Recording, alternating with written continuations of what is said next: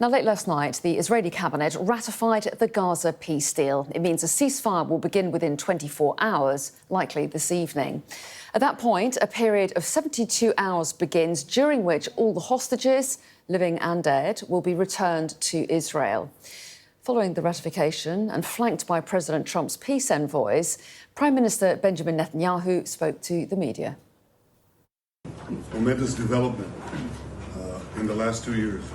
We fought during these 2 years to achieve our war aims, and a central one of these war aims is to return the hostages, all of the hostages, the living and the dead. And we're about to achieve that goal. We couldn't have achieved it without the extraordinary help of President Trump and his team, Steve Witkoff and Jared Kushner. They worked tirelessly with Ron and his team, our team. That and the courage of our soldiers who entered Gaza and the combined military and diplomatic pressure that isolated Hamas, I think, has brought us to this point.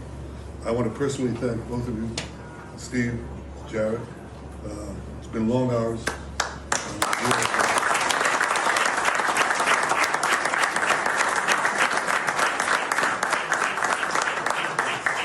Worked around the clock, but not only worked. I think you put in your brains and your hearts, and we know that it's for the benefit of Israel and the United States, for the benefit of decent people everywhere, and for the benefit of these families who will finally get to be with their loved ones. And I want to thank you on their behalf as well, and on behalf of the people of Israel.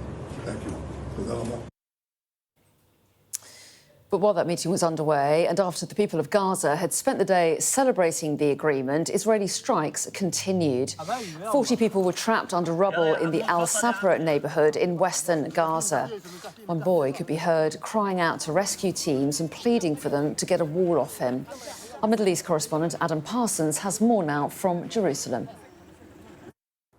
This decision came late, but it carries great consequence with it. The Israeli government has now officially ratified the peace plan that was put forward by Donald Trump, and everything now follows a pattern. The gradual withdrawal of forces to a prearranged line towards the edge of Gaza, although Israeli military will still control a great chunk of that territory, and the preparations for the return of the hostages. Now, we believe there are 48, 20 of whom are alive and 28 who are dead. And getting those 48 hostages together will take some time because they are spread around Gaza, and not all of them are under the control of Hamas. PAJ is understood to be in control of some of them, and also some of the people who were overseeing those hostages have been killed during the military operation. So it will take time to gather them together.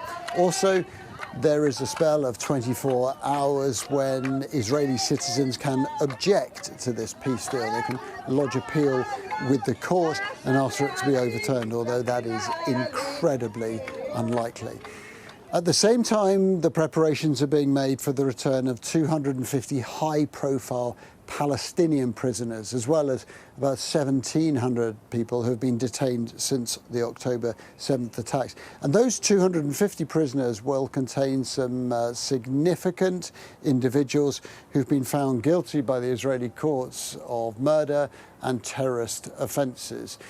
There are those who think that that is a high price to pay, although they're clearly outnumbered by the vast majority of Israelis who are welcoming this deal. But it won't be without political consequence. Both Itamar Ben-Gvir and Bezalel Smotrich have expressed anger at this deal. As it unwinds, Israel will prepare to welcome home its hostages, but also there is anticipation in Gaza and in the West Bank about the release of these prisoners and also about the future. Because for Gaza, there is now, for once, the prospect of peace.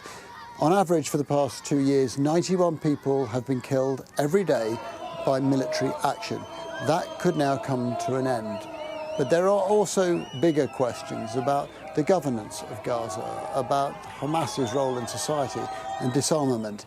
And at the moment, just about nobody is talking about those for fear that they could disrupt this ceasefire. But at some point, those huge and consequential questions are going to have to be addressed.